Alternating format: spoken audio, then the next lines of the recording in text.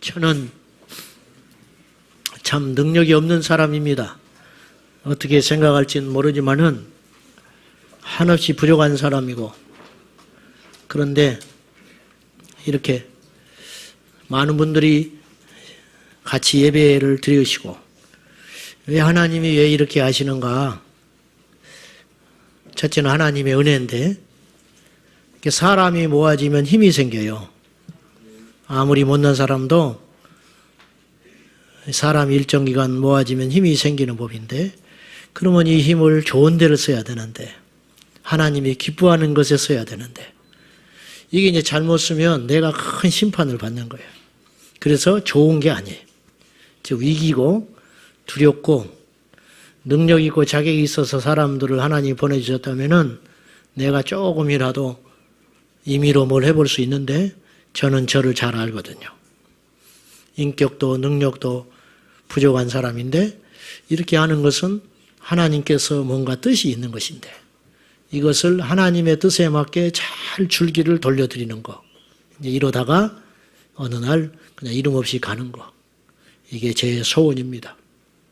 기도를 많이 해 주십시오.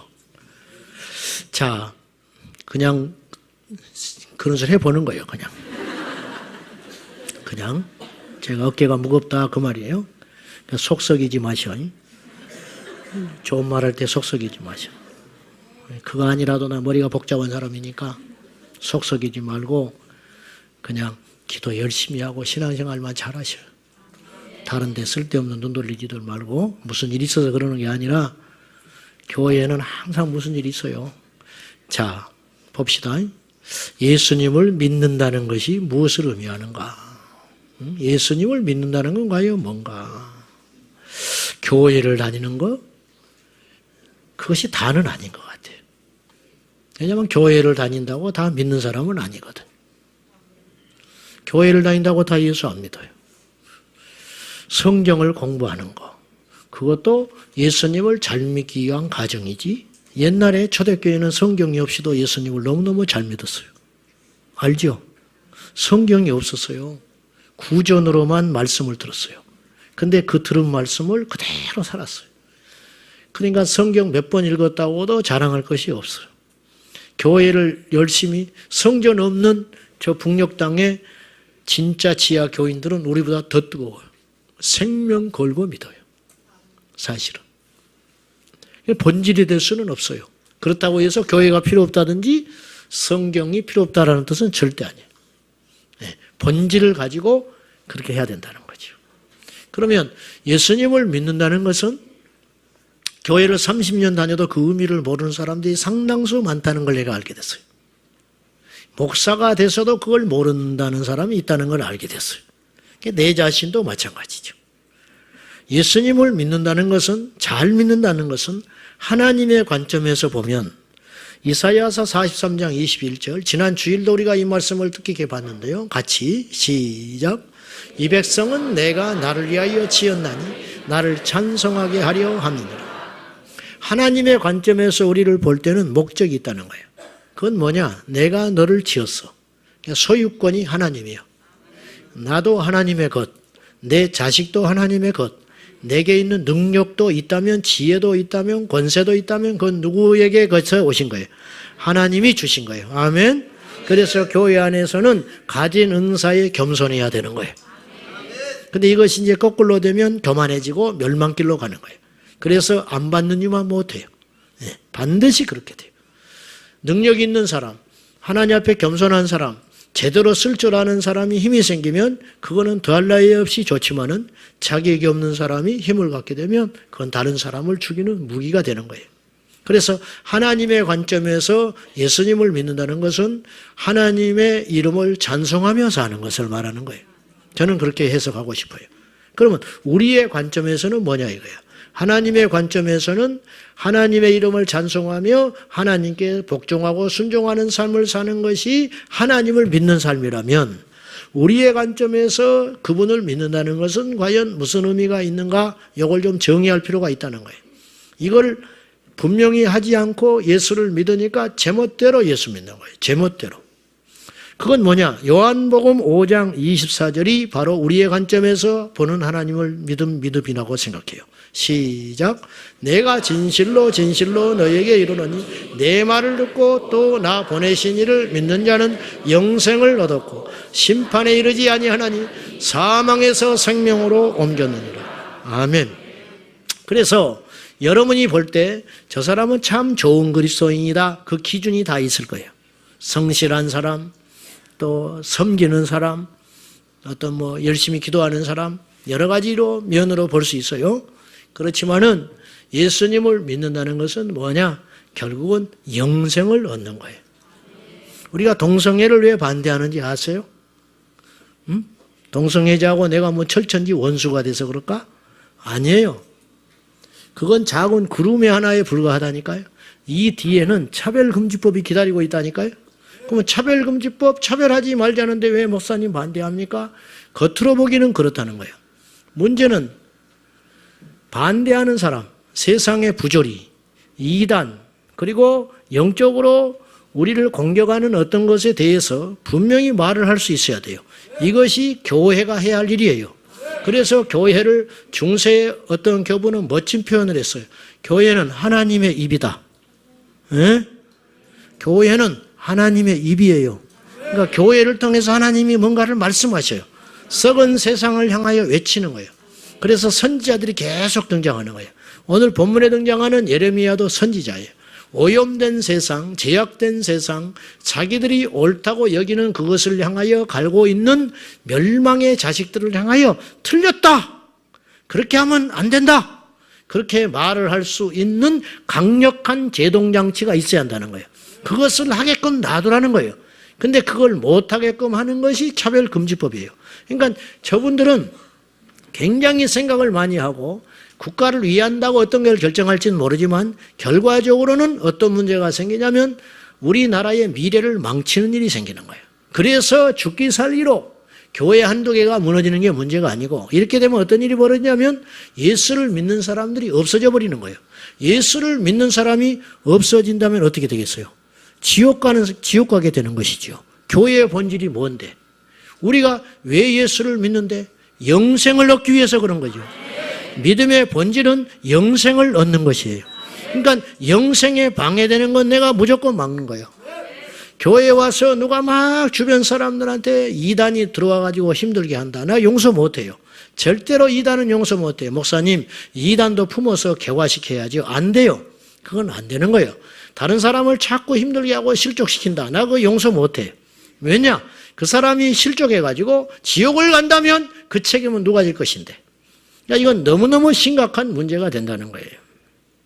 그래서 믿음이라고 하는 것은 연습이 있을 수 없는 거예요. 한번 믿어보고 아니면 나 가톨릭도 한번 가보고 불교도 한번 가보고 예수만 믿는 것이 지겨우니까 그쪽도 알아야 내가 예수님을 더 잘 믿을 것 같아요. 그거는 잘못된 생각이에요. 그건 죽으려고 한정한 거예요. 농약을 한번 먹어보고 내가 얼마를 먹어야 이 정도 먹으니까 괜찮더라. 이 정도 먹으니까 살더라. 나는 체질이 이 정도 먹으면 괜찮겠더라. 그거는 죽으려고 작정한 거예요. 그거가 똑같은 거란 거예요. 세상에 기웃거리지 말라니까요.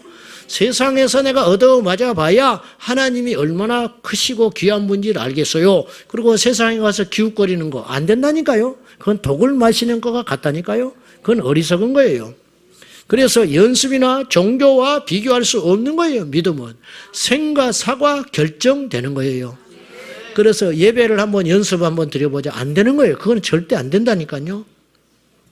구원을 얻지 못했던 사람들의 특징이 있어요. 그 첫째는 원천적으로 기회가 봉쇄된 사람들이에요. 이해할 수 없지만 참 우리가 볼 때는 이해할 수 없지만 하나님께서 택한 자가 있어요. 그거는 피조물인 우리가 하나님께 던질 수 있는 질문이 아니에요. 왜 나를 여자로 만들었습니까? 왜 나를 남자로 만들었습니까? 그렇게 묻는 것은 필요 없는 질문이에요. 하나님이 다 쓸모있게 만들어 놨어요. 송명희 시인도 그걸 깨달았다는 거예요. 태어났을 때 병원의 의료진의 실수로 뇌성마비 환자가 됐어요. 머리가 찌그러져가지고. 그분은 평생 걷지도 못했어요. 바닥만 기고 머리를 이렇게 얼굴을 땅바닥에 비벼대면서 비참하게 살았어요. 말도 못해요. 글씨도 못 써. 그래서 그분은 스스로 자살을 몇 번이나 시도했던 사람이에요. 그러다가 주님을 극적으로 만났어요. 만난 다음에 계속 주님께 질문하는 거예요. 왜 나도 그렇게 기도할 것 같아. 나를 왜 이 모양으로 만들었냐고. 그랬더니 하나님께서 말씀하시다는 거예요. 하나님은 공평하신 하나님이라고. 그러니까 더 성질났어. 어째서 공평하냐는 거예요. 나는 내가 뭐 특별한 걸 원하는 거야. 응? 내가 뭐 대단한 부귀를 원하느냐. 내 발로 걷고 내 발로 손짓하고 내 발로 내 인생을 걸어가고 싶은 이것도 막아놓고 태어나면서부터 내가 뭘 잘못했다고 이렇게 만들어 놓고 하나님은 공평하다고 하시냐고. 근데 하나님은 계속 말씀하셨어요. 나는 공평한 자다. 써라. 그리고는 시를 쓰기 시작했어. 공평하신 하나님.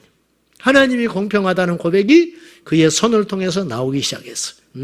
남이 가진 재물도 없고 가난한 집에 이렇게 사지 몸뚱아리 내 마음대로 움직이지 못하는 뇌성마비 환자로 태어났지만은 하나님께서 자기 자신을 향하여 공평하다고 마실 때 그걸 쓰기 시작했어요. 남이 가진 재물이 없다. 남이 가진 건강도 없다. 그렇지만 하나님은 공평하신 분이다. 그 시를 쓸 때 우리 같은 사람이 쓰면 은혜가 안 되는 거예요. 그분이 썼기 때문에 그 시는 사람들을 움직이고 변화시키고 그것이 단순한 시로 끝나지 않고 성령의 시는 진정 공평하신 하나님을 만난 거예요. 그분은 책도 쓰셨어요. 표라는 소설도 썼지요. 수없는 시를 써서 그걸로 복음성가로 수없는 감옥에 갇힌 사람들, 병상에 있는 사람들, 그런 사람들에게 힘을 주고 절망에서 소망으로, 불신자에서 신앙인으로 내가 이 건강한 몸뚱아리 가지고 지금까지 하면서 했던 어떤 복음사역보다 하나님은 그 여정을 통해서 더 큰 일을 하셨어요. 그러고 보니까 하나님이 공평한 분이잖아요. 그러고 보니까 하나님이 공평한 분 아니요? 복음을 듣지도 못하고 알지도 못했던 불행한 사람들의 이야기가 성경에는 나와요. 마태복음 13장 17절입니다. 같이 읽읍시다. 시작. 내가 진실로 너에게 이르노니 많은 선자와 의인이 너희가 보는 것들을 보고자 하여 보지 못하였고 너희가 듣는 것들을 듣고자 하여도 듣지 못하였느니라. 구약의 많은 선지자들과 너희보다 더 의로운 사람들도 그토록 보고자 했던 나를 못 봤어. 약속만 한 거야. 온다고 예고만 한 거야. 그렇게 듣고자 했던 나의 음성을 듣지 못했어. 근데 너희는 듣는 거 있냐? 너희들은 듣고 있지 않냐? 이제 이 말씀이거든요. 그러니까 하나님께서 들려주지 않으면 못 듣는 거예요. 옛날에 전도행전을 쓴 이재명 집사님이 계세요. 이분은 아주 강팍한 사람이에요. 생긴 것도 세게 생겼어요. 제가 직접 만나봤거든요. 이분이 전도행전이라는 책을 썼어요. 전도 폭발을 해가지고 얼마나 많은 사람들을 예수께로 인도했는지 몰라요. 근데 이분이 어느 날 90년대 중반에 중국을 들어갔어요. 옛날에 그 당시 중국 가는 것이 쉽지 않았고요. 근데 이분이 마음속에 불이 불타 있으니까, 전도하는데 불타 있으니까 노방전도에 가가지고 중국 사람한테 복음을 전한 거예요. 말도 안 통하는데. 예수를 믿으라고 그렇게 말했어요. 겁 없이. 모르면 무식하다고. 지금도 위험한데 그때는 어떻겠어요? 예수 믿으라고 막 하니까 지나가던 그 중국 사람이 이렇게 말을 했어. 예수가 뭐냐는 거야. 예수를 못 들어봤어요. 놀리는 게 아니고 비아냥거리려는 것이 아니라 예수를 믿으라고 했더니 예수가 먹는 거냐 입는 거냐 그렇게 말을 하더라는 거예요. 못 들어봤어요. 중국에서 태어나가지고 사회주의 교육만 받고 종교는 아편이라 예수의 예자도 못 들어봤어요. 그러니까 갑자기 막막해져 버리더라는 거예요. 어떻게 예수를 전해? 예수를 무엇인지도 모르는데 사람인지 짐승인지 물건인지도 모르는 이 사람한테 말도 안 통하는 중국 사람에게 어떻게 복음을 전해서 이 사람을 전도합니까? 그 순간에 1초 기도했다는 거예요. 하나님 지혜를 주십시오. 근데 이 사람이 유교 집안이에요. 이재명 집사님이. 어릴 때부터 할아버지한테 한자 천자문을 보고 사서삼경을 배우면서 컸어요. 수십 년 동안 잊어버렸던 한자 성구가 쫙 지나가는데 이렇게 말했어요. 공자왈. 그러니까 그 중국 사람이 공자는 다 알거든. 눈이 확 떠지더라는 거예요. 공자 선생이 이렇게 말했어. 역천자는 망하고 순천자는 흥한다고 그랬어. 아, 맞다고. 당신은 어떻게 그걸 알고 있냐고 그러더라는 거예요. 마음을 통했어요. 여기서 하늘이 뭔지 아냐 그랬어. 천이 뭔지 아냐? 저 공중에 구름은 아닐 거 아니냐? 그렇다고. 신이지 않겠냐 그랬어요. 맞다고. 그분이 예수다. 하나님 그 신, 살아계신 신의 이 또 다른 이름이 예수인데 그분의 역하는 삶을 사는 자는 반드시 망하고 그 하나님 예수의 이름께 부르고 순종하는 자는 살게 된다. 이것이 예수를 믿는 것이다. 그러니까 이 사람이 그저 울어버리더라는 거예요. 성령이 강하게 역사해요. 그 양반이 그 자리에서 꼬꾸라져가지고 회개하고 예수 믿는 역사가 일어났는데 나중에 알고 봤더니 이 사람이 누구냐? 중국 공산당 당원이었어요. 하나님은 이런 일도 해요. 근데 이 사람은 이제 구원을 받았으니까 망정인데 이재명 지사님을 만나지 않았으면 이 사람은 영원히 예수의 예자도 못 듣고 죽을 판이라는 거예요. 성경에는 이런 사람들이 있다는 거예요. 우리는 그런 사람이 아닌 거예요. 그런데 우리 중에 만약에 구원을 얻지 못하고 지옥을 갔다면 얼마나 억울하냐 그 말이에요. 두 번째 가정을 해볼 수 있어요. 구원을 받지 못했다면 들었지만 거부한 사람들, 들었는데 거부했어요. 이 중에 있을 수 있어요. 예수님 당시의 유대인들이고 오늘 본문에 하나님께서 진노하시는 부류들이에요. 예레미야 선지자는 어떤 사람이냐면 요시야가 왕으로 집권할 때 선지자로 부름을 받았는데 예레미야서 1장에 보면 선지자로 콜링을 받았을 때 예레미야가 감사합니다 그러는 게 아니라 슬프도소이다 그랬어요. 나는 아이라 말할 줄 모르나이다. 이건 겸손이 아니고요. 하나님께서 자기를 당신의 선지자 종으로 불렀다는 사실이 무엇을 의미하는지를 알기 때문에 예레미야가 깊이 절망하는 거예요. 슬프도소이다. 내가 어떻게 이걸 감당할 수 있겠냐는 거예요. 그렇지만 하나님이 선택했으니까 제가 이 길을 가기는 가겠습니다마는 나는 오늘로서 죽은 자와 같습니다. 그런 뜻 아닙니까? 이것이 예레미야의 힘이에요. 십자가가 우리의 힘이에요. 거룩이 우리의 힘이에요. 죄와 싸우면서 세상을 버리고 세상의 욕망을 버리고 세상의 즐거움과 쾌락을 버리고 그 답답하고 좁은 길을 걸어가는 것이 우리의 영광이요 우리의 자랑이오리시다. 예레미야는 하나님의 이 관점에서는 영광스러운 주의 종으로 평생을 살았지만 40년 선지자 역할을 했어요. 그 사이에 감옥도 갔고 결혼도 못했어요. 평생 거짓 선지자들에게 짓밟히고 고통받는 우리가 이 땅에 살면서 암흑의 집사 때문에 소갈이하고 저 집사 때문에 실망을 하고 그 정도는 아무것도 아니야. 사치스러운 소리라. 그거 가지고 뭐 중래산에 할 게 없는 거예요. 사실은. 예레미야는 강인한 생명력으로 믿음으로 40년 동안을 선지자 역할을 했던 사람인데 이 예레미야가 무슨 말을 하냐면은 이렇게 말을 하는 거예요. 자, 오늘 본문 다시 한번 읽을 때 21절을 한번 봐요. 시작. 어리석고 지각이 없으며 눈이 있어도 보지 못하며 귀가 있어도 듣지 못하는 백성이여 이를 들을지어다 그랬어요. 지금 남유다 멸망할 때까지 예레미야가 4왕을 섬겼던 사람이에요. 5명 40년 동안. 그리고 그의 눈앞에서 남유다가 멸망하는 걸 봤어요. 근데 그는 포로로 바벨론에 잡혀가지 않고 애굽으로 갑니다. 애굽에 가서도 예언을 하다가 거기서 죽어요. 예레미야는 그런 삶을 살았어요. 근데 예레미야 눈에 비친 하나님의 관점으로 볼 때 유대인들은 그 당시 유대인들은 눈이 있어도 보지 못하고 귀가 있어도 듣지를 못해. 그러면 그 당시 유대인들이 형편없는 신앙인인가? 꼭 그렇게도 볼 수 없어요. 그들은 철저히 11조였고 안식일을 범하지 않았고 말씀대로 산다고 했던 사람들이에요. 그런데 하나님의 관점에서 볼 때는 가짜 엉터리였어요. 그래서 이들의 열매가 나타나는데 그것이 바로 31절이에요. 이들의 열매는 이런 열매를 맺고 있었어요. 선지자들은 거짓을 예언했어요. 하나님으로부터 오는 음성을 전하지 않아요. 사람들 눈치를 보고 살펴요. 거짓 예언을 하는 거예요. 회개하라고 외치지 않았어요. 복 받는다고 외쳤어요.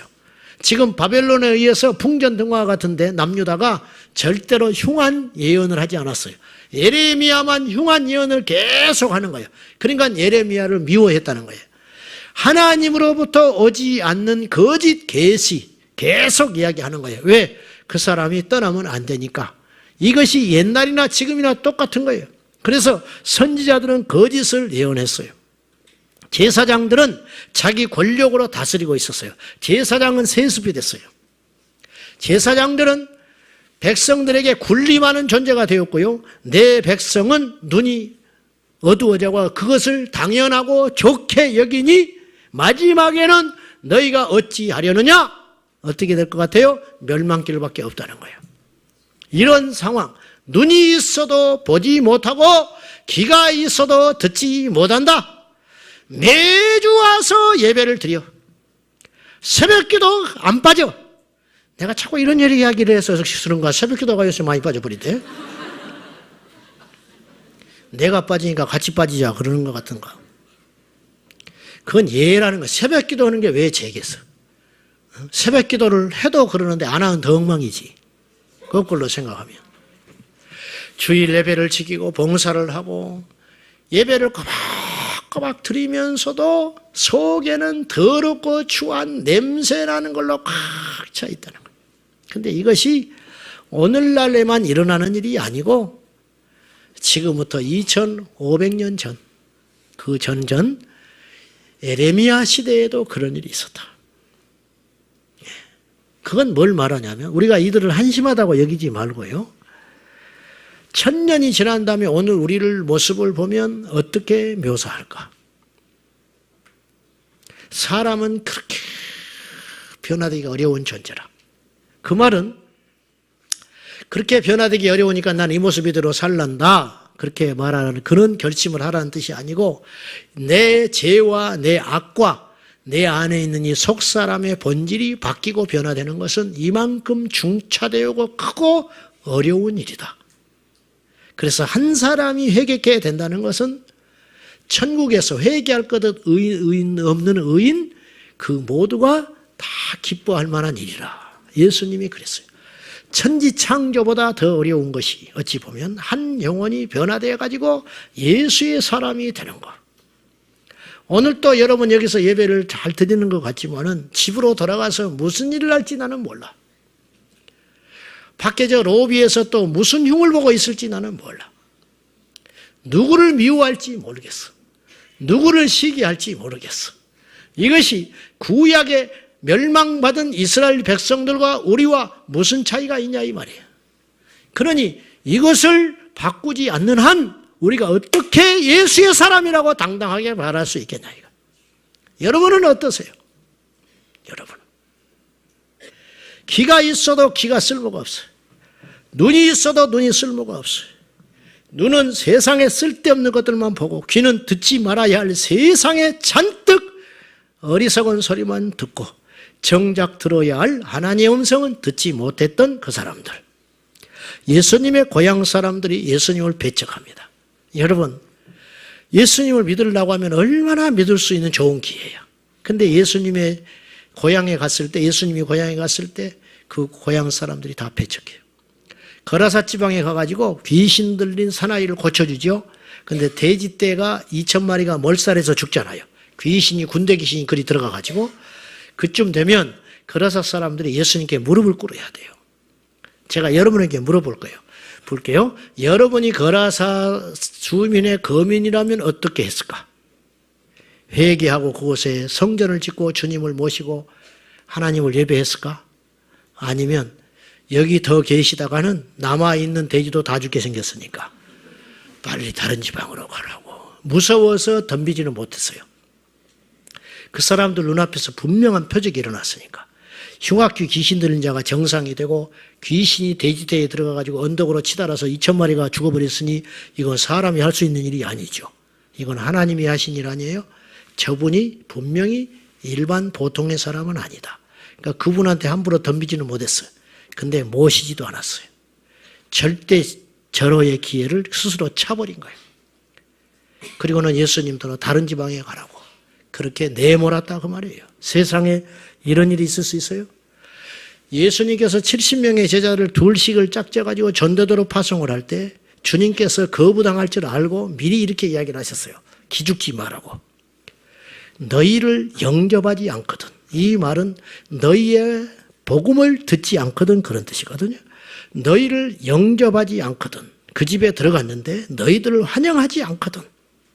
너희들이 전하는 복음을 싫어하고 죄에 지적하는 걸 싫어하고 영적인 어떤 역사들을 이루는 것을 싫어하는 세상적이고 육적인 것에 만족해하는 그냥 이 땅의 양식만 가지고 하루 오늘을 어디 가서 즐겨볼고 오늘은 어떤 하루를 지내볼고 이 땅의 일에 온전히 사로잡혀 있는 그들에게는 너희들에게 아무 쓸모없는 존재로 보일 것이니 너희를 영접하지 않거든 너희 말을 듣지 않거든 너희 발에 먼지를 털어버리고 나와라. 다른 곳에 얼마든지 있다. 그리고 그 먼지가 마지막 표식이 되어서 마지막 날 내가 심판할 때 소돔과 고모라를 내가 불로 심판을 해버렸는데 그들은 그보다 더한 심판을 받게 되리라. 이렇게 경고했어요. 실제로 그런 일이 일어났어요. 그렇다면 그런 심판을 당할 때 예수님의 제자들이 와서 전했던 최후의 복음의 통첩 이것을 거부했던 이 사람들이 지옥의 불못불에서 고통받고 있을 그 고통은 얼마나 큰 것인가 하는 것이죠. 큰맘 먹고 교회를 와요. 불편해. 왠지 불편해. 친절하지도 않아. 교회 왔는데 하필 옛날 돈 떼먹는 놈을 만났어. 실제로 그런 일이 생겨요. 목사가 어떻게 젊은 목사가 말도 함부로 하는 것 같고 거만한 것 같아. 뻣뻣하니. 안 가. 내가 뭐 이 교회 아니면 안 가나. 다른 교회라도 가면 좋은데 그것이 자신이 마지막 발 담은 마지막 교회요 예배였다면 이 사람이 마지막에 멸망을 받았다면 그 고통은 얼마나 큰 것인가. 세 번째, 막차 탄 사람들이 있을 수 있어요. 막차 탄 사람. 죽었다 산 사람들. 지옥의 문턱에 발 담그고 다시 나온 사람들이라. 이 중에도 그런 사람이 있을지 모르겠어요. 자랑은 아니지만 행운아들이 있다. 십자가 한편에 달린 강도. 다시 회심한 베드로. 그렇죠. 가룟유다처럼 멸망의 일로 가버렸다면 어떻게 할 뻔했어요. 과거에 귀신 쫓아내는 게 무슨 필요가 있어요. 과거에 주는 그리스도시고 살아계신 하나님의 아들이라고 고백한 그 멋진 고백이 무슨 필요가 있습니까? 요한복음 7장에 보면 예수님의 육체적 동생들이 나와요. 근데 얼마나 기가 막힌지 보십시오. 요한복음 7장은요. 6월절 예수님의 십자가에 달리기 6개월 전에 있었던 사건이에요. 그러니까 예수님이 3년 동안 공생했지요. 3번의 6월절을 지냈기 때문에 예수님이 3년 공생했다 그렇게 추측하는 거예요. 3번 3년 예수님이 나가서 공생애를 하고 귀신 쫓아다니고 말씀을 전하시고 제자들과 함께 지냄에도 불구하고 예수님의 육체적 동생들은 예수님을 믿지 않았어요. 놀랍지 않아요?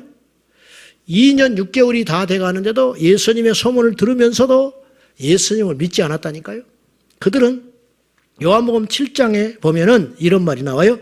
그의 형제들이 그때가 이제 장막절이에요. 초막절. 초막절 후 6개월 후에 6월절이거든요.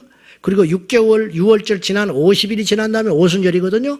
유대 절기가 이렇게 가요. 새 절기가. 근데 요한복음 7장에 보면 초막절, 장막절이라고 명시되어 있는데 장막절 날 예수님의 동생들이 예수님께 뭐라고 그러냐면 예루살렘에 가서 출세하세요. 그렇게 이야기해요. 그리고 요한 사도는 이러한 그들의 재촉을 뭐라고 표현을 했냐면 예수님의 동생들이 예수님을 믿지 않았다 이렇게 표현을 했어요. 믿지 않았어요. 세상에 이럴 수 있어요? 그러다가 이들이 믿게 됩니다. 언제 믿게 되냐? 부활하신 예수님을 목격하고 나서. 고린도전서 15장 7절에 보면 사도 바울이 뭐라고 하냐면 500의 형제에게 동시에 예수님이 부활하셔서 나타나셨고 예수님의 그 다음에 형제 야고보에게 보이셨고 만삭되지 못한 나에게도 예수님이 부활하셔서 오셨다. 그래서 나는 예수의 종이다. 이런 고백을 하는 거거든요. 그때 등장하는 야고보는 순교한 야고보가 아니고 예수님의 동생 야고보서를 쓴 야고보를 말하는 것인데, 야고보가 뒤늦게 회심하고 예수님을 그리스도 주로 인정한 다음에 요 야고보서 1장 1절에 그의 서신서에서 예수님을 뭐라고 표현을 했냐면 나의 형님 예수라고 말을 하지 않고 나는 그리스도 예수의 종 야고보다, 그렇게 이야기해요. 그러니까 예수님을 뒤늦게 6개월을 두고 믿게 된 사람이라. 어떻게 생각하세요? 그러니 막차를 탄 거죠. 사랑하는 여러분, 내일은 없습니다. 내일은 없다고 여기고 예수님을 사정없이 붙잡아야 돼요. 우리 성도들을 보면은 믿음이 식어간 사람도 종종 보여요. 뜨거운 그 믿음이 없어졌어. 새벽에 안 보여. 철야에 안 보여. 기도의 자리에 안 보여. 위기라. 근데 자기만 몰라. 자기는 괜찮대. 큰일 나는 거예요, 지금. 어디를 가고 있는 거예요? 무엇이 중요한 거예요? 이걸 저의 경고로 들으면 안 돼요. 성령이 여러분 각자에게 주는 경고라고 들으셔야 돼요. 영적인 생동감이 없어. 파닥파닥 뛰면서 예배를 드려야 되는데 그냥 곧 죽을 둥 말 둥 다 죽어가는 생선처럼 맥없이 예배를 드리기 시작하는 거야. 큰일 나는 거예요. 많고 많은 예배 주니까, 예배니까, 너무 습관적이니까, 그건 아니죠. 절대 아니지. 내일은 없다고 여기고 예수를 믿어야 된다니까요. 어제는 없었다고, 어제 받은 은혜는 없어졌다고 생각하고 예수를 믿어야 되는 거예요. 어제 은혜로 오늘을 살았던 에베소 교회는 성령께 책망을 받았어요. 처음 사랑을 너희가 잊어버렸다. 에베소 교회가 예배를 안 드렸겠어요? 에베소 교회가 찬양을 안 했겠어요? 그러나 옛날 그 모습이 아니라고 말이에요. 불타올랐던 그 첫사랑이 없어져 버렸다. 그것에 대한 경고. 주님 오실 때까지 계속 가는 거예요. 아멘. 주님 오실 때까지 계속 가는 거라. 계속 가는 거. 이제 우리가 12월 달에 임직을 하게 돼요. 몇 명이 나게 될지는 모르겠어. 똑바로 아는 사람은 이번에 다 정리를 다시 하려니까. 그런데 제가 가끔 임직식에 와서 뭐 권면을 해달라고 그래요. 그러면 내가 이렇게 이야기해요. 담배 피우는 사람 아직 있다, 여기. 그건 싸해져 버려요. 좋은 소리 해야 되는데, 술 먹는 사람도 아직 있다. 그래 놓고 안수집사가 된다고, 장로님이 된다고 여기 앉아있다. 그럼 웃지 않는 사람이 몇 명 있어. 그 사람은 하고 있는 사람이에요. 받지 말든지 그걸 끊든지 하라고 그래, 내가. 그것도 못하면서 무슨 임직을 받는다고. 그런 말을 몇 번 하고 다녔더니 안 불러버려. 틀린 말은 아니잖아. 틀린 말은. 그리고 제가 꼭 빼놓지 않고 하는 말이 있어요. 지금만 같아라. 지금만 같아라. 목사 안수 받을 때 그때만 같으면 목사가 타락하지 않을 거예요. 개척하는 목사님이 개척할 때 그 심정으로만 목회를 하면 타락하지 않을 거예요. 성도 한 사람이 얼마나 소중한데. 가끔 나한테 이러한답시고 이렇게 이야기하는 목사님, 그 가도 또 2-3명 와요. 그러나 그건 그렇게 나는 생각 못해. 욕심이 아니야, 그거는. 그거 아니잖아요. 욕심이 아니잖아. 하나님이 내게 맡기셨는데 내가 소홀하면 안 되잖아. 선교사님이 파송되면서 파송예배 드리는 그 눈물과 그 심정을 잊어버리지 않는다면 선교사님이 현지에 가서 나태할 수가 없는 것이죠. 그런데 인간은 그렇게 되는 것이라. 무슨 말씀을 드리려고 하냐면은 우리가 하나님 앞에 항상 나의 전부를 걸고 그분을 붙잡아야 한다 그 말이에요. 구원을 귀히 여기고 구원을 소홀히 여기지 말라. 소홀히 하지 마라. 막연한 내일의 소망을 품고 어떻게 되겠지라고 믿었던 미련한 5 처녀는 신랑이 오실 때 맞이하지 못했어요. 우리가 그럴 수 있어요. 내가 그동안 얼마나 많이 예배를 드렸는데, 내가 그동안 봉사한 게 얼만데, 그런데 주님이 오셨는데 못 올라가 버려. 여기 공중에 휴거되지 못할 사람들이 여기 있다니까요. 분명히 있어. 왜 세상을 못 끊냐고 말이요. 왜 세상의 가치관을 못 끊어? 왜 세상일에만 그렇게 관심이 많아? 내 영은 어디로 가는데? 육신의 병만 고치러 사방팔방 난리라. 그러면 영혼의 병등은 안 보이세요? 구원받지 못한 그 영혼의 상태는 안 보이시냐고 말이요. 응? 알잖아. 자기 자신은 알잖아. 자기 옆에 있는 배우자도 속일 수 있어요. 그렇지만 자기는 못 속여. 그래서 고린도후서 13장 5절에 너희가 믿음 안에 있는지 너희 자신을 시험하고 확증해 봐라. 너희 안에 예수가 없다면 너희는 버리운 자니라 그랬어요. 이게 너희가 누군지 아세요? 이방인이 아니에요. 고린도 교회 성도들한테 하는 말이라. 부모는 자식의 상태를 대충 알아. 저거 지금 죽으면 지옥 간다. 얼마나 기도를 많이 하고 노력하시죠. 배우자는 대충 알아. 배우자는. 이게 가짜인지 진짜인지 안다니까. 사모도 알아. 목사 상태를. 응? 사모님은 알아.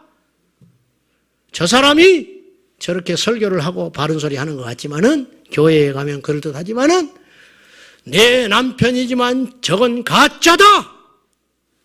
가짜 목사야. 나는 그런 상담을 숱하게 받고 있어요. 지금.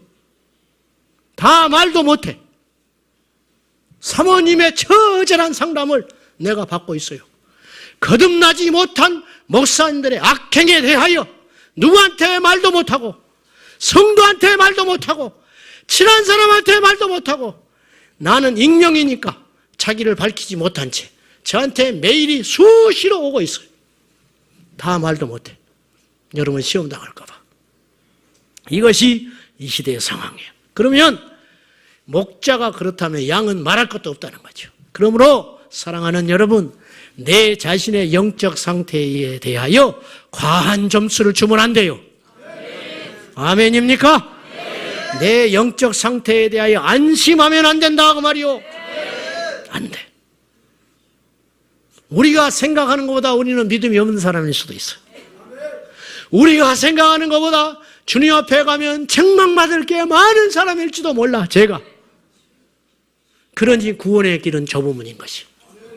그리고 설령 구원을 받았다 할지라도 받은 상태인지도 모르지만은 우리는 두렵고 떨리며 무서운 마음으로 그 길을 걸어가야 되는 것이. 전쟁에 나가서 살아올 수도 있죠. 그러나 죽을 수도 있다는 각오를 가고 전쟁을 나가야 전쟁터에서 살아올 확률이 크듯이. 그렇잖아요? 내가 지금 건강해요. 그렇지만 내 건강이 언젠가는 위기가 올 수 있다고 여기고 건강의 관리를 잘해야 이 사람이 건강을 오랫동안 유지할 수 있듯이, 내가 하나님의 관계가 지금 건강하고 주님과 통하는 사람이고 영적으로 충만한 상태라 할지라도 내가 하나님 앞에 너무너무 부족하고 내실이 없고 형편없을 수 있다라고 하는 생각을 가지고 주님 앞에 나와야 내 영혼이 안전한 것이죠. 그러므로 헛된 소망을 주는 자는 거짓 선지자예요. 아시겠어요? 헛된 소망을 주는 자들에게 사람들은 환호하고 모여들진 모르지만은 그 선지자는 에레미야의 관점에서 보면 거짓 선지자예요. 에레미야 당시에 참 선지자였던 에레미야는 극심한 고난의 길을 걸었지만은 거짓 선자들은 호의호식하고 백성들의 존경을 한 몸에 받으면서 한 시대를 살아갔다는 사실을 우리가 기억할 필요가 있는 것이에요. 만약에 우리가 구원을 얻을 수 있었다면 물론 그것은 하나님의 전적인 은혜 없이는 불가능하지만은 우리가 만약에 구원을 얻었다면은 우리도 모른 채 두 가지 과정을 거쳤어요. 그것은 뭐냐? 우리가 복음을 들었기 때문이에요. 복음을 들었어. 믿음은 들음에서 난다. 그래서 오늘 주제가 들을 귀가 도대체 없는 것인지, 들을 메시지가 없는 것인지, 두 가지가 다 하나만 문제가 있어도 우리 영혼은 구원받지 못해요.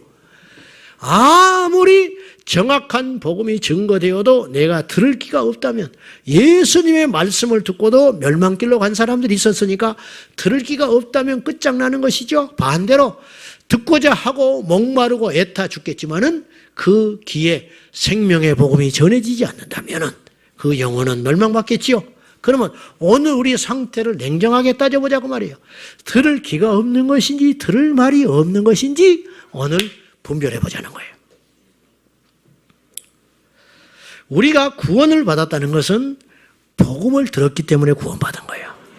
근데요, 생각보다 여러분도 아시겠지만 복음을 들을 확률이 적어요. 아십니까?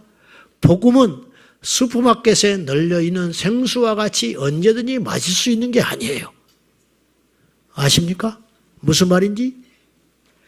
애타는 인생이 얼마나 많은지 몰라요.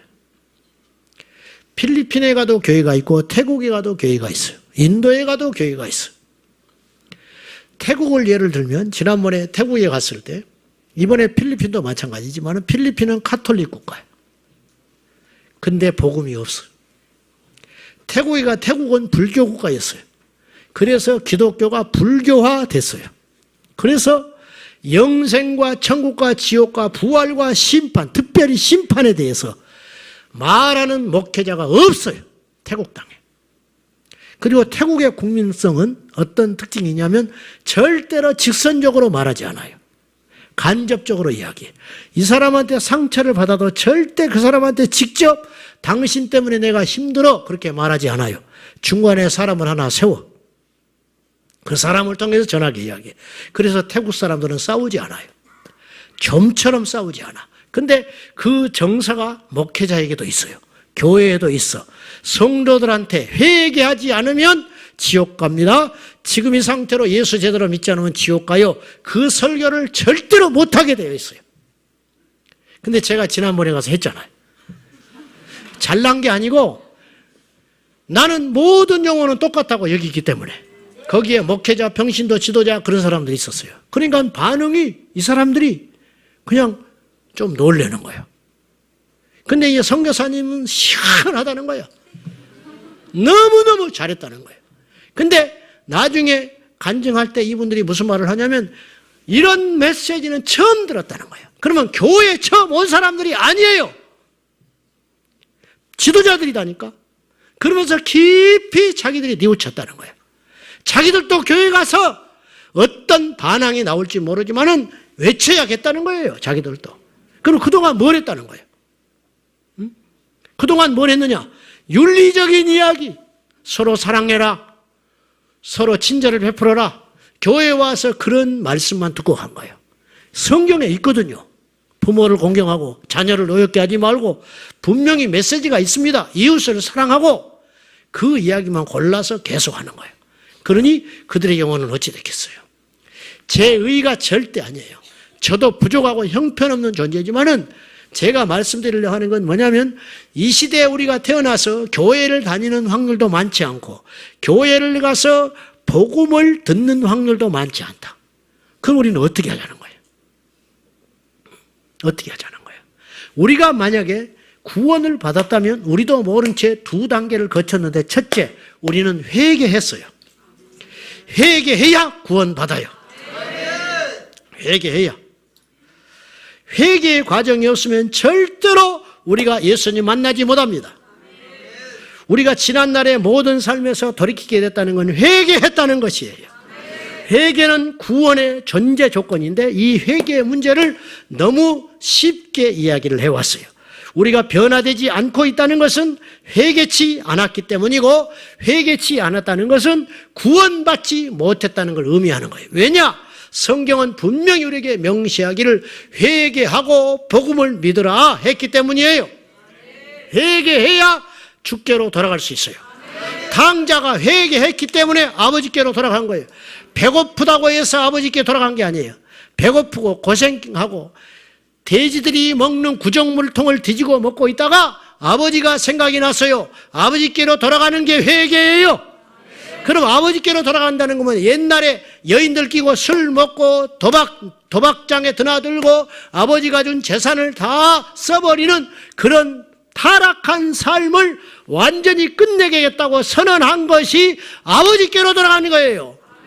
우리가 회개한다는 것은 옛 생활을 청산하는 거예요. 옛날의 모습으로 살지 않겠다고 결단하는 거예요. 그것이 없이 교회를 다니는 거예요.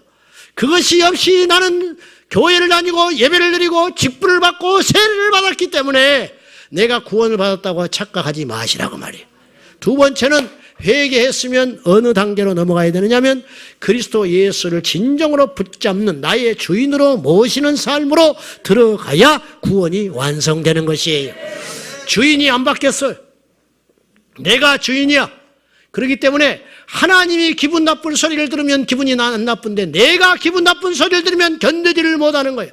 누가 예수님을 모욕하면 우리가 견디지 못해야 돼요. 다윗처럼. 누가 골리앗이 아무리 크든 내가 이길 수 있든 없든 그건 중요한 게 아니에요.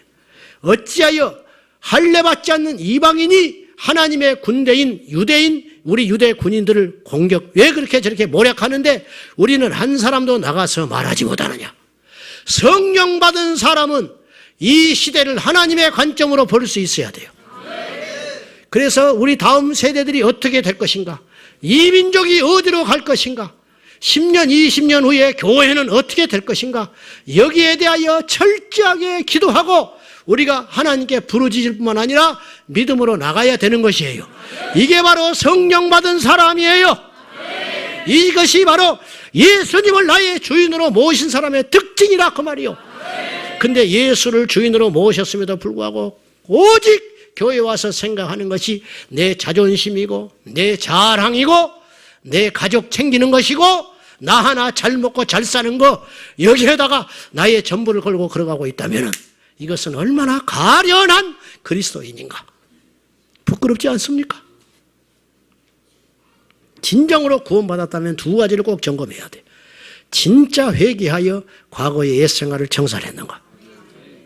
두 번째, 예수 그리스도의 의를 힘입어 그분을 나의 주인으로 삼았는가. 그러니까 혼인잔치에 들어갈 사람은 예복을 갈아입은 사람이에요. 예복을 입은 사람, 그걸 입지 않으면 못 간다는 거예요. 예수의 의로 옷 입었는가. 이것이 있는가. 여러분, 우리는 대부분 복음을 들을 수 있는 기회를 다 가졌어요, 지금. 그죠? 어떻게든지 예수를 듣는 시대에 우리가 있어요. 지금 우리 교회, 여기 온 사람들, 온 분들, 표면적으로 여러분이 교회에 나왔기 때문에 복음을 들을 수 있고 예수를 믿을 수 있는 기회를 지금 우리가 놓여 있게 된 거예요. 저도 여러분에게 지금까지 뭔가를 외쳐왔고 지금까지 여러분 뭔가를 많이 들어왔어요. 그럼에도 불구하고 우리의 결과가 어떤가? 그러니까 오늘 제가 틀렸다고 틀릴 수 있어요. 틀릴 수 있는 내가 틀렸다고 말할 수는 없잖아. 일단 제가 복음을 전한다고 전제하고 오늘 메시지를 생각을 해봐요. 제가 전하는 복음이 정확하다고 전제할 때, 이거 위험하지만은 일단 전제합시다. 네? 그래야 설교가 진도가 나가니까. 전제했는데도 불구하고 복음이 정확히 전해졌음에도 불구하고 여러분들이 만약에 구원을 받지 못할 수 있잖아. 그죠? 자, 복음이 전해지지 않으면 한 명도 구원 못 받아요. 근데 복음이 정확히 전해졌음에도 불구하고 100% 구원은 못 받아. 예수님 당시를 추론해 보면은 이해되시죠? 무슨 말인지. 왜냐? 자기 안에 있는 죄성 때문에 그러는 거예요. 이것 때문에 그러는데, 그러면 진정한 복음의 기준이라는 것은 성경 구절을 얼마나 인용하느냐도 아니에요. 이거 여러분 조심해서 들어야 돼요. 예를 들면 신천지나 하나님의 교회 안상홍을 교주로 모시고 장길자를 하나님의 어머니라고 해계망측한 논리를 내거는 이 사람들이 전 세계 1750의 국가에 교회를 세웠어요. 8,800개. 우리나라 신도수가 300만 명에 헤아려요. 신천지보다 더 많아요, 지금. 이들은 죽은 안상홍 교주의 두 번째 부인이었던 장길자를 하나님의 어머니라고 칭해요. 근데 그 근거가 해계망측이에요. 창세기 1장 26절을 갖고 와요. 그 말씀에 뭐라고 있느냐? 하나님이 이르시되 우리의 형상을 따라 우리의 모양대로 우리가 사람을 만들고 그들로 바다의 물고기와 하늘의 새와 갖가지 것들을 다스리게 하자. 그래서 이 우리는 성부, 성자, 성령이거든요. 근데 이 하나님의 교회는 우리를 하나님 아버지, 하나님 어머니, 그것에 속아요. 성경을 가져왔다니까요. 제가 말씀드리려고 하는 건 뭐냐면, 복음이라는 것은 성경 구절을 가져왔다고 해서 꼭 복음이라고 말할 수 없다. 그 본질이 무엇인가를 봐야 된다. 그러면 마지막으로 세 가지만 생각해 봅시다. 오늘 우리가 제대로 된 복음을 들었다고 전제하고, 그랬음에도 불구하고 만약에 구원을 받지 못했다면 우리의 귀와 눈에 이상이 생긴 거예요. 첫째, 어떻게 해야 되냐? 우리의 귀의 주파수를 빨리 복음 주파수로 돌려야 돼요. 이 말은 무슨 말이냐? 성경을 읽어도 성경을 공부해도 주파수가 틀리면 영영 구원받지 못해요. 그 사람 중에 한 사람이 사도 바울이었어요. 디모데전서 1장 13절에 사도 바울은 이렇게 말을 해요. 내가 전에는 비방자요 박해자요 폭행자였는데 도리어 긍휼을 입은 것은 내가 믿지 아니할 때 알지 못하여 행했다. 믿었는데 이 사람은 태어날 때부터 유대인이고 바리새인 중에 한 사람이었고 율법에는 흠이 없는 완전한 사람이었는데도 불구하고 사도 바울은 어이없는 소리를 해요. 내가 알지 못해 그리스도 예수를 비방하고 박해하고 교회를 박해했다. 알지 못했대. 그러니까 교회를 30년 다녔는데 복음을 알지 못하고 예수 그리스도의 심정을 알지 못하여 하나님을 방해하는 자들이 있을까요, 없을까요? 있다는 거예요. 그러니까 이 빨리 영적 주파수를 그리스도 십자가에 맞춰야 된다는 거죠. 그러니까 교회를 다녀도 이것을 마치지를 못해. 그래서 자기가 취할 것만 취하여 그것이 믿음인 줄 알고 있다가 멸망길로 가는 수가 너무 많다는 거죠. 그래서 신학자도 지옥 가는 거 아니에요? 목사도 지옥 가는 거예요? 선교사도 알지 못하여 지옥으로 가는 거 아니에요? 사도 바울도 갈 뻔했는데, 사도 바울이요 예수님을 만나지 않았을 때도 완전한 퍼펙트한 인간이었어요. 윤리적으로, 영적으로, 율법적으로 완벽한 사람이었다니까요. 한 가지 그에게는 예수님이 없었을 뿐이야.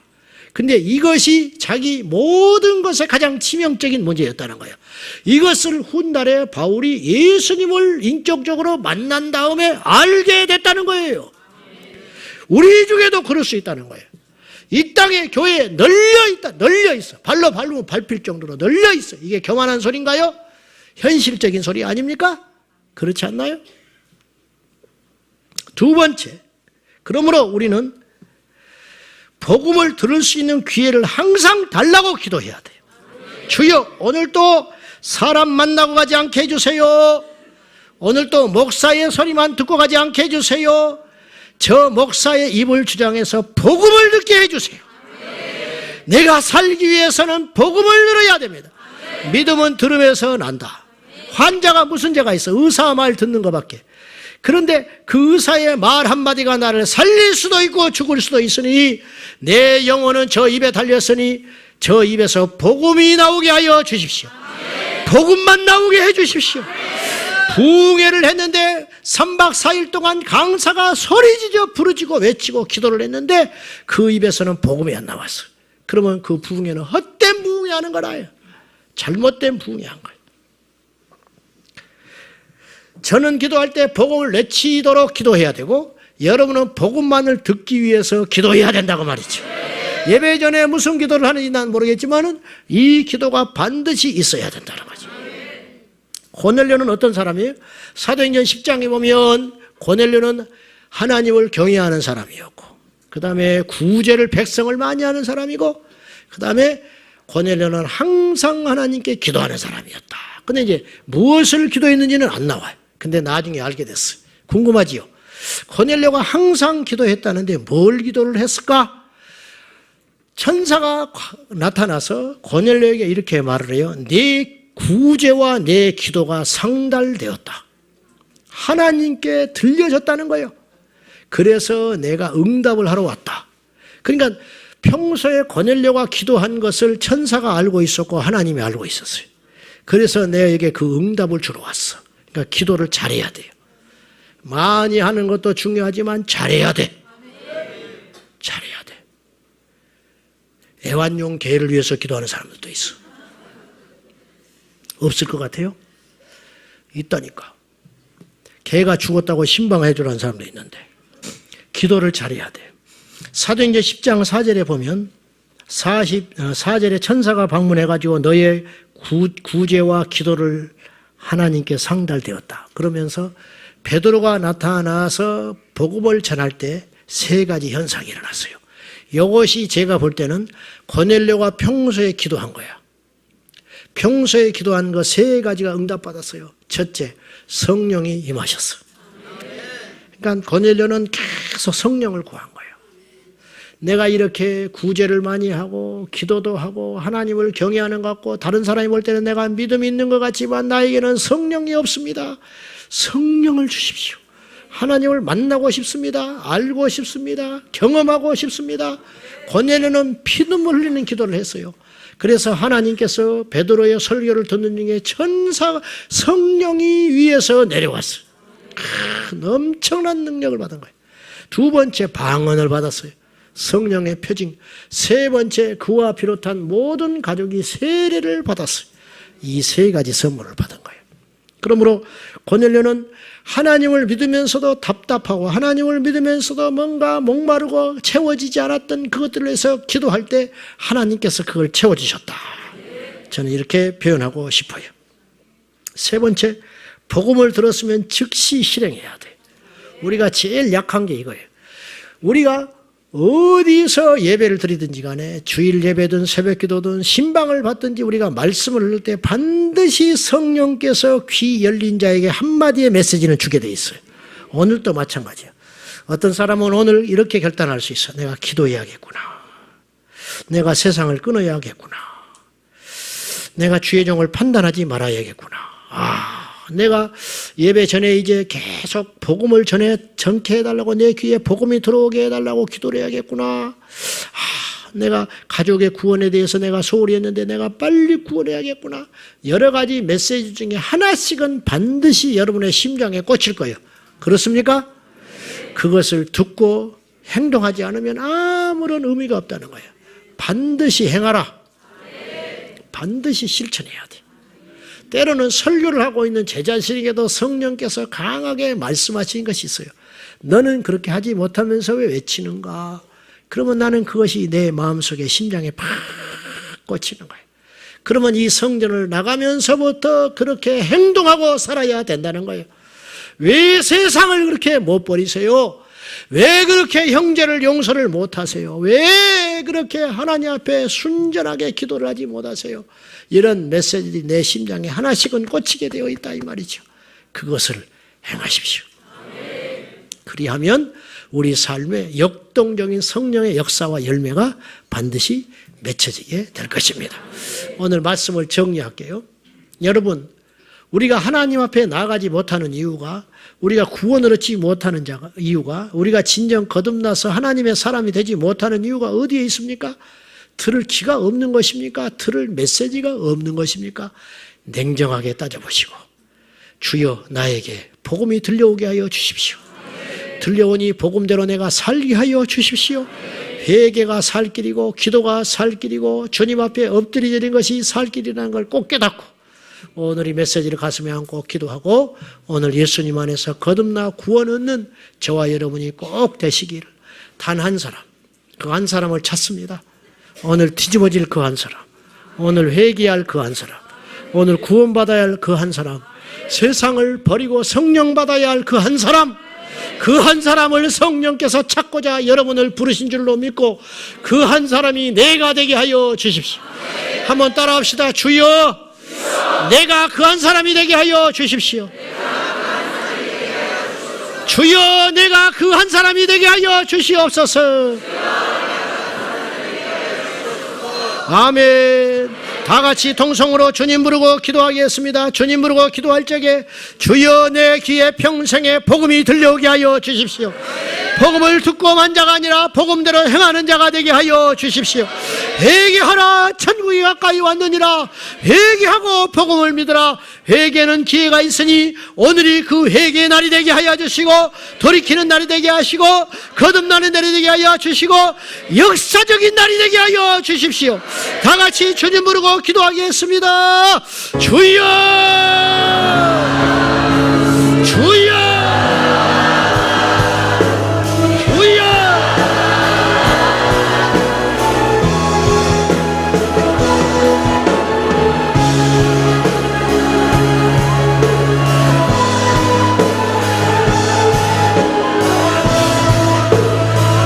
아버지 하나님, 우리의 귀에 평생의 복음을 전해주시고 내 입술에 평생의 복음을 심어주사 오직 복음만을 외치고 복음만을 듣는 우리 온 성도들이 다 되게 하여 주소서. 거짓된 복음은 물러가며 예수 안에서 진정한 복음의 역사가 죽으면 죽으리다, 죽으면 죽으리다 결단하며 믿음으로 나가게 하여 주십시오. 아버지여, 생명의 하나님 역사하시오.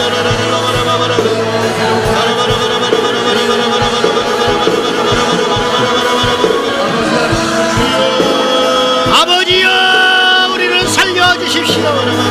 아버지여, 죽은 자가 아니라 사는 자가 되게 하여 주십시오.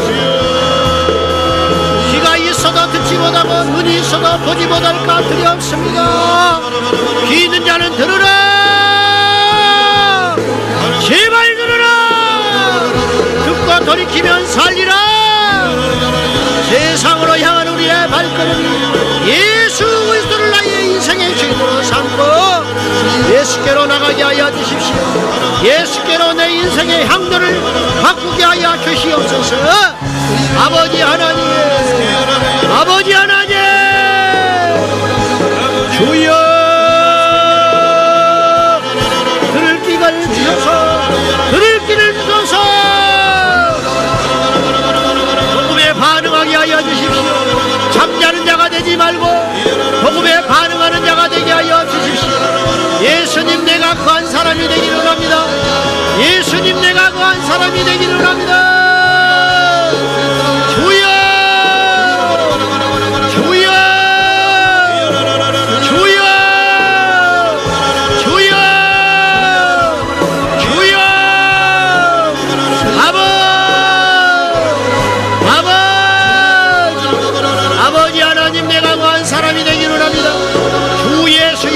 평생에 복음이 들려오게 하여 주시고 복음을 들은 즉시 회개하고 복음을 들은 즉시 내 자신을 바꾸고 복음을 들은 즉시 내 삶의 행동 양식을 바꾸어 예수 그리스도를 나의 주인으로 삼는 자가 되게 하여 주십시오.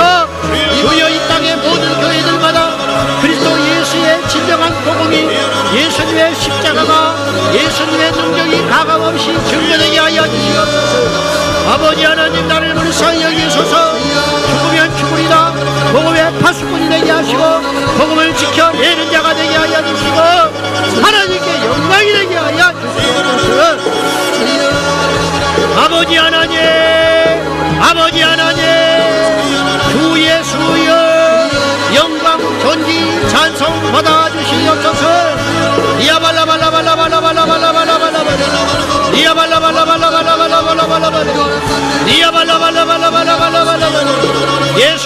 예수 예수의 생명과 능력과 권능으로 예수의 생명과 능력과 권능으로 충만하게 하여 주옵소서. 아버지의 능력과 영광과 능력으로 충만하게 하사 우리 하나님을 알게 하시고 우리 주 예수님의 이름으로 승리하게 하여 주시옵소서. 아버지 하나님, 죽으면 죽으리다 결단하며 각오하며 이 민족을 향하여 기도하게 하시고 이 땅에 죽어가는 영혼들을 향하여 복음을 전하게 하시고 복음의 파수꾼으로 승리하게 하여 주시옵소서.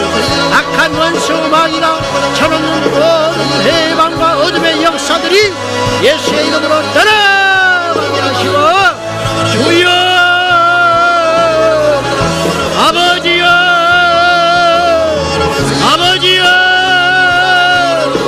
내기에 복음이 들렸건만 내가 거듭나지 못했다면 내기에 복음이 들려갔건만 내가 구원받지 못했다면 그 책임은 전적으로 나에게 있는 것 아니겠습니까? 아버지 하나님이여 용서하여 주십시오. 교만한 나를 깨뜨려 주십시오. 교만한 나를 깨부셔 주시옵소서. 나태한 우리를 깨뜨려 주십시오. 세상으로 향하는 나의 마음을 돌려 세워 주시옵소서.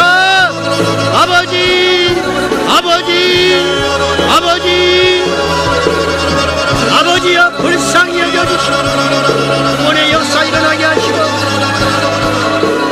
아버지 하나님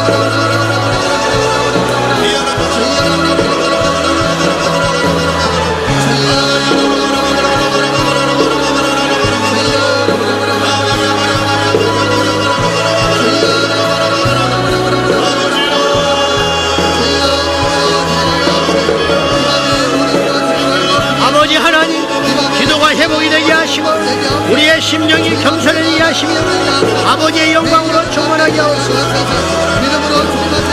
아버지 하나님, 나를 불쌍히 여겨주시옵소서. 복음만을 전하는 목자가 되게 하시고 우리 성도들은 복음에만 반응할 수 있도록 도와주시옵소서. 복음에만 반응하게 도와주시옵소서.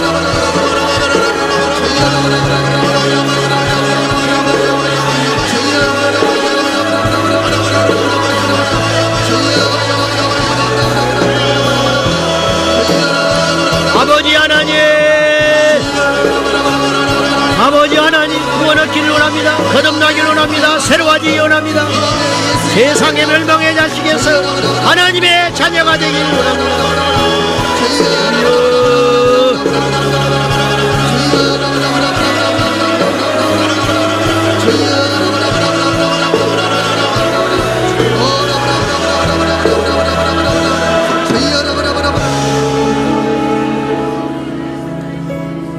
하나님 아버지,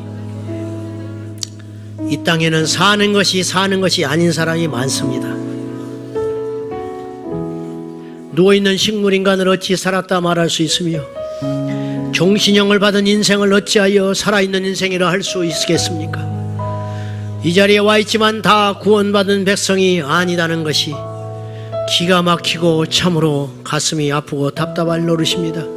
하나님 아버지, 간절히 비옵나니 제 평생에 제 입에서 복음만 강단에서 선포되게 하시고 죽든지 살든지 예수만 증거되게 하시고 우리 성도들은 저 달린 길로 복음에만 반응하게 하여 주십시오. 우리 입술에 독이 들어오면 뱉어버립니다. 우리 입술에 상한 음식이 들어오면 본능적으로 뱉어버립니다.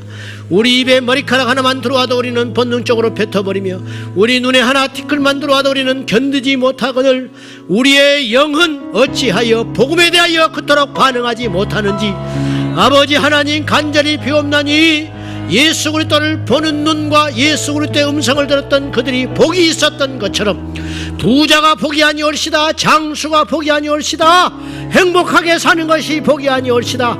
복음을 대하여 들으며 복음에 반응하여 그의 영혼이 죽을 자에게서 영원히 사는 존재가 되었다는 것이 복 중에 복인 것을 성경 곳곳에는 말하고 있는데, 아니 성경 모두는 말하고 있거늘 우리는 어찌하여 깨닫지 못합니까?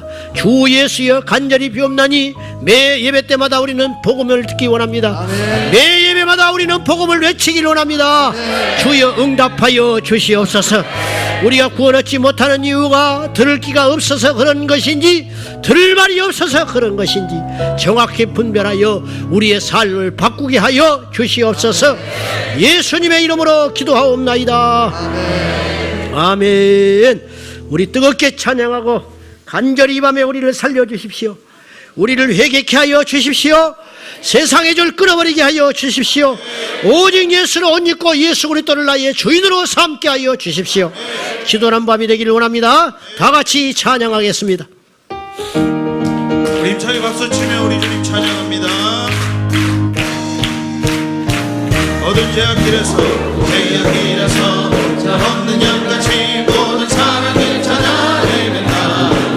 자비하신 하나님 독생자를 보내사 너를 지금 부르니 이때라 주의 긍휼 받을 때가 이때라. 지금 주께 나와 겸손하게 하리라. 구원함을 얻으리. 우리 일처럼 한 번 더 어두운 제약길에서 독자 없는 양같이 모든 사랑길 찾아 헤맨다. 자비하신 하나님 독생자를 보내사 저를 지금 부르니 이때라 아멘. 이때라 주의 긍휼 받을 때가 이때라. 지금 주께 나와 겸손하게 하래라. 구원함을 얻으리. 험한 십자가 위에 달려 돌아가신 주 다시 살아나셨네. 기쁘다. 죄인 구원하실 때 어서 주께 나와 그 신은혜 구하라. 아멘. 이때라 주의 긍휼 받을 때가 이때라. 지금 주께 나와 겸손하게 하래라. 구원함을 얻으리. 귀한 주의 귀한 말씀 영원 생명인 날이 주님 너를 용서해 주신다. 주가 부르실 때에 힘과 정성 다하여 주의 은혜 받으라. 이때라 주의 긍휼 받을 때가 이때라. 지금 주께 나와 겸손하게 하래라. 구원함을 얻으리. 우리 삼들 한 번 더 주의 귀한 말씀에 영원 생명인 날이 주님 너를 용서해 주신다. 주가 부르실 때에 힘과 정성 다하여 주의 은혜 받으라. 이때라 주의 긍휼 받을 때가 이때라. 지금 주께 나와 겸손하게 하래라. 구원함을 얻으리. 세월 빨리 흐르고 세상 친구 가는데 너의 영혼 오늘 밤 떠나도 주의 구원 받으며 천국에서 영원히 주와 함께 살라. 아멘. 이때라 주의 긍휼 받을 때가 이때라. 지금 주께 나와 겸손하게 하래라. 구원함을 얻으리. 이때라 주의 긍휼 받을 때가 이때라. 지금 주께 나와 겸손하게 하래라. 구원함을 얻으리. 한 번 더 이때라 주의 긍휼 받을 때가 이때라. 지금 주께 나와 겸손하게 하래라. 구원함을 얻으리. 은혜가 풍성한 하나님 아멘. 믿는 자 한 사람 어제나 오늘도 언제든지 편찮고 보배듯이 주여 성령의 은사를 오늘도 내리어 주소서. 성령의 뜨거운 불 불러서 오늘도 충만케. 우리 아버지 은혜가 풍성하신 은혜가 풍성한 하나님을 믿는 자 한 사람 어제도 오늘도 언제든 변찮고 보혜. 아멘. 주여 성령의 은사를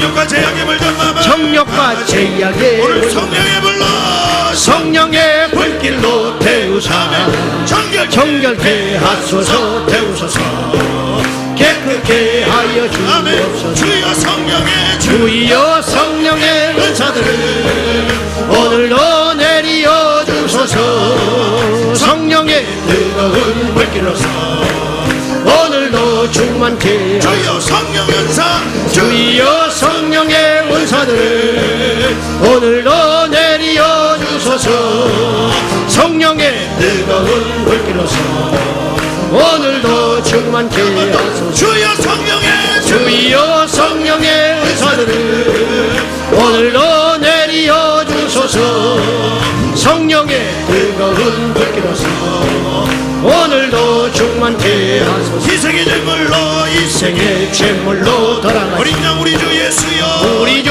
예수 예수여 그 속에 인내를 내리사 오늘도 구원해 주소서 주여 성령 주여 성령의 은사들을 오늘도 내리어 주소서 성령의 뜨거운 불길로서 오늘도 충만케 하소서 주여 성령의 주여 성령의 은사들을 오늘도 내리어 주소서 성령의 뜨거운 불길로서 오늘도 충만케 하소서 주여 성령 주여 성령의 은사들을 오늘도 내리어 주소서 성령의 뜨거운 불길로서 오늘도 충만케 주님의 기쁘신 은혜만은 주님의 기쁘신 은혜만 세상에 널리 전하겠습니다 세상에 널리 전하리라 하늘의 능력과 하늘의 능력과 권세로서 아멘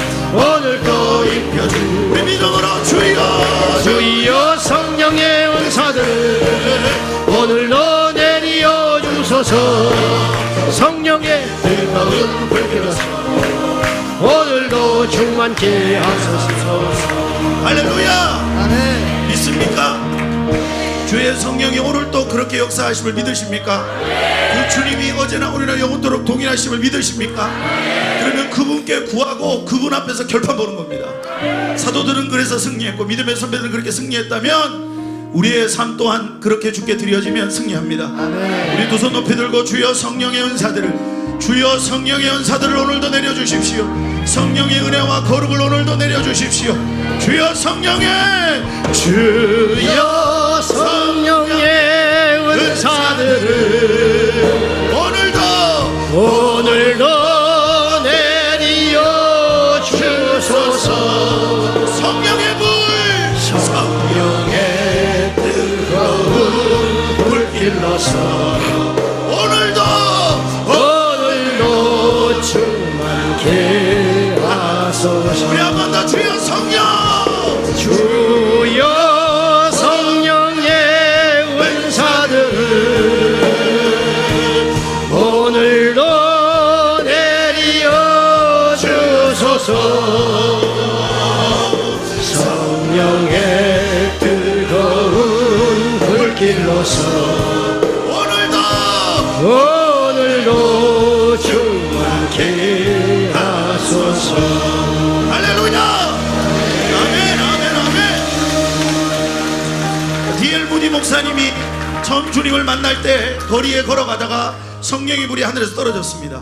너무 뜨거워 견디지 못하여 길에서 방언하고 길에서 동성기도 하시고 그러시다가 친구 방에 들어가서 문을 걸어 잠그고 몇 시간 동안 기도하신 후에 고백이 뭐냐면 너무 뜨거우니까 주님 이제 그만 주님 이제 그만 주님 이제 그만. 우리에게도 이 불이 필요합니다. 여러분 이 불은 현존합니다. 이 불은 지금도 임하십니다. 하나님 우리를 거룩하게 하여 주시옵소서. 복음을 들을 수 있는 길을 열어 주시옵소서. 복음을 볼 수 있는 눈을 열어 주시옵소서. 지혜와 계시의 정신을 부어 주시옵소서. 주의 성령이 오셔서 그 일을 하십니다. 오늘도 그 일을 하십니다. 주여 삼창호 동성으로 기도합니다. 주여 주여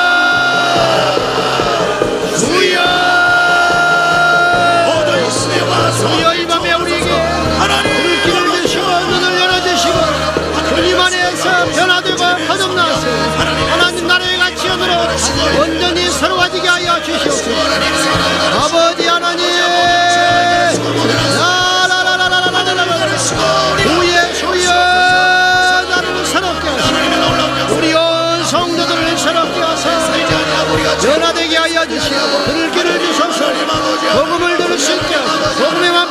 하시고 복음의 능력으로 우리를 살았게 하여 주소서. 아버지, 복음의 능력으로 우리를 살았게 하소서. 아버지, 복음의 능력으로 우리를 살았게 하여 주소서. 그리하실 줄로 믿습니다. 우리를 새롭게 하실 줄로 믿습니다. 야 라라라라라라라라